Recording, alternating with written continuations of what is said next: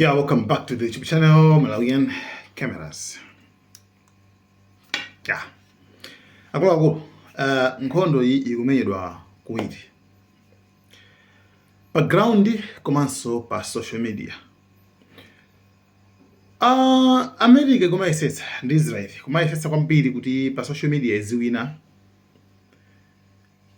Ndi akumayisetsa ndithu penta zinthu kutani zambirimbiri ndithu zimene akumayankhula, plus kuphatikizapo akumaletsa kuti za ku Israel zimene zikuphulisira chani sakumaonetsa, akumaletsa even kujambula.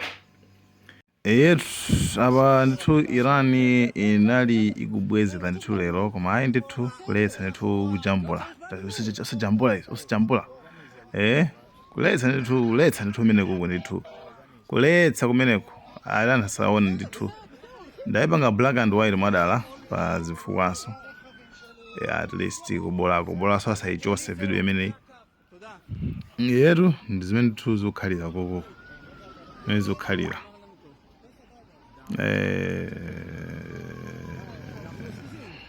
Ayi ndithu zikoma kwambiri zawo chi Abraham Lincoln chi USS Ford chachokako chathawa chobwerera kwawo akuti munayaka moto. We don't know kuti moto umenewo wamabomba kapena woti ari unangoyamba okha. So iwo akufuna agwiritse ma narrative kaboti afuna azipanga control ma headlines. Timvana pamenepa afuna azipanga control ma headlines. Sanganene kuti bomba linagwera kapena zinatani koma kuti munayaka moto. The reason why akumaletsa kuti anthu ajambule, it's because sakufuna kuti nkhondo ya pa social media aluze koma afuna nkhondo ya pa social media awine. That's why America inalengeza kuti awina kale, Israel ilengezanso kuti awina kale, koma nkhondo uranibe upitirilabe.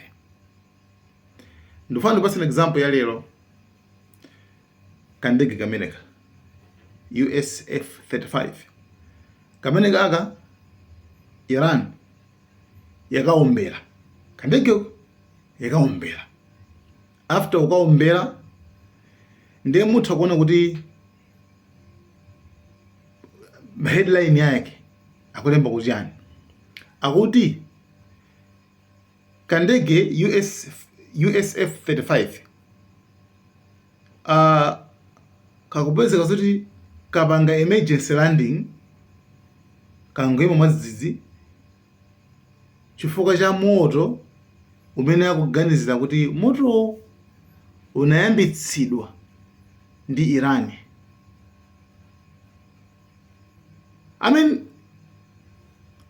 Kanthu kali mwamba moto muyambitsa bwanji?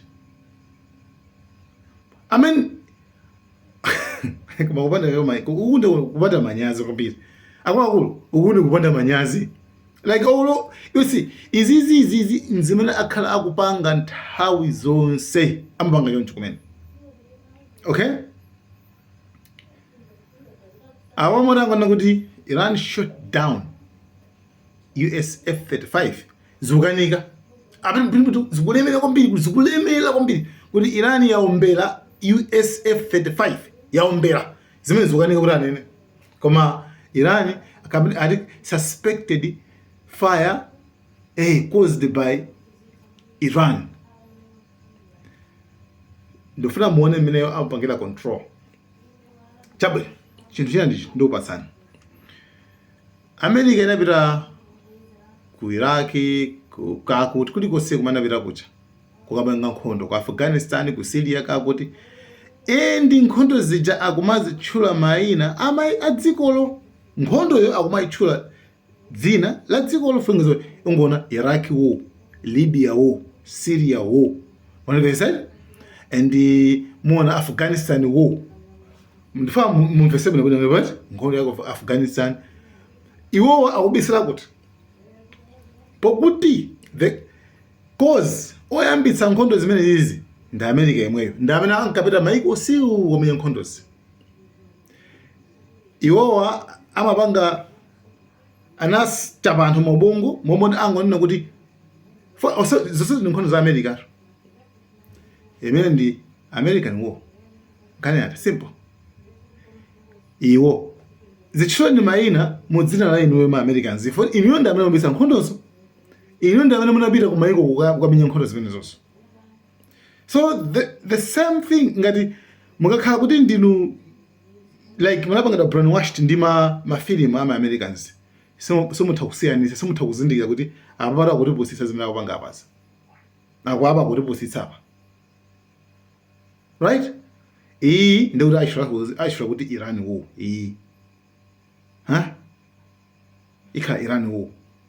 Koma inu muyang'ana kuti mosemu wantopola ndi ndani mosemu maiko osea wantopola ndi ndani anakapanga nkhondo koseko ndi ndani modzi America.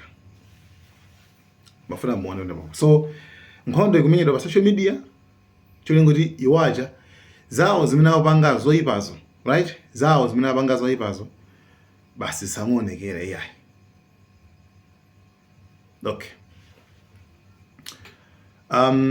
Pali zimayi naso amene amalemba amagwira ntchito ku one of the ma TVs akuluakulu ku America.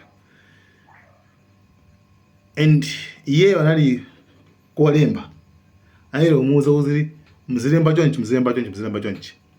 Kumelo umuza kuti ma Arabs ndi Islam azoneka ngati kuti ndanthu like adani. Komanso anthu akudaso azoneka ngati basi adani. Like anthu akuda ndi ma Arabs azoneka ngati adani basi. You understand what I mean? Zochita kupanga social media panga. Is this right? I have a problem with the news because, you know, it was clear that what was not welcome, at least where I was working, was context. We get told, particularly when it comes to Arabs and Muslims and Africans, that people are just diabolically evil for no reason. Right. That they do things because they hate our freedoms. We were told this about Iraq. Iyo ni nkhani koza social media. Number 2, tumafuna tenene pano. Kona kuti Iran tsopano yaponya mabomba. Nayonso Iran pobwezera yaphwasulaso depot ya mafuta kuti ku Israel. Aphwasula amene kucha. Trump anayankhula kuti ineyo zoti ku Iran yapangidwa attack nkhani ya mafuta zimene zinaletsa Israel. You talked to Prime Minister Netanyahu about attacking the oil and gas fields. Yeah, I did. I told him don't do that, and he won't do that. We didn't. So, and the other thing is Trump anafusidwa kuti kuti mupitisa asilikali. Trump akuti ayi nkanakhala ndipitisa asilikali sinkanakuza Nixon. Koma ayi sindipitisa asilikali kuna kuti kosi sapitisa asilikali.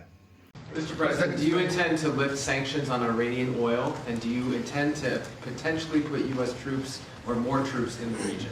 No, I'm not putting troops anywhere. If I were, I certainly wouldn't tell you. Remember kuti with Trump sungazindikire kuti next move ikhala yotani. Nama choncho kana kungozindikira. Right? Fuka apa namvekaso kuti stimeni yake kubwera ndi asilikali okwana 2,500 muli mosemo. So after the says tinene pano kunena kuti Iran spokesperson wa IRGC wa ku Iran wauza Trump kuti akulu I think nkhondo tisamamiyire pa Twitter bwanji pafunika tipere pa ground kamaso choma yankhula daily pa TV hey chakuti pa Twitter hey chakuti salendani hey ndai zonse mango sokosera pa ground mupanga nyani kumabisa zimene zakuchitikirani pa ground banja kumabisaso right. So angasana isho kuti epic fury. What is the okay nkhondo America itchula kuti ati epic fury like kuti it's like extreme, like ngati furious, like ngati kupya mtima kena kwambiri kumangobwera kuti like anger, you understand me? Ngati epic fury tanazomene la nkhondo ya ku America ndakuti ndi epic fury kunyankhala kone kuja. So Iran yazo kuti I think imene muyichula kuti epic fear akuti mantha akulu kwambiri ikhala imene ikhale mantha akulu zimene yankhula IRGC. A message to the President of the United States. The outcome of war cannot be determined by tweets. The result of a war is determined in the field, the very place where you and your forces do not dare to approach, and you can only talk about it in your tweets. It's better to name this war as epic fear instead of epic fury. So mutakuona zoti nkhondo zomwe uwiri pa ground komanso kuyani komanso ku pa social media. Pa social media anatuza kuti Americans awina, Israel awina, kama pa ground zipeza kuona kuti pa Strait of Hormuz padakati mene palilimo, and upeza kuona kuti depot yawo ya mafuta yaphatisidwa since iwo aphutisa kaya ku Iran gas ndi oil ndiye wabwezeraso ku, plus Iran yaphutisaso madalaso osiyana-siyanaso. So guys, thank you so much. Malawi in the cameras.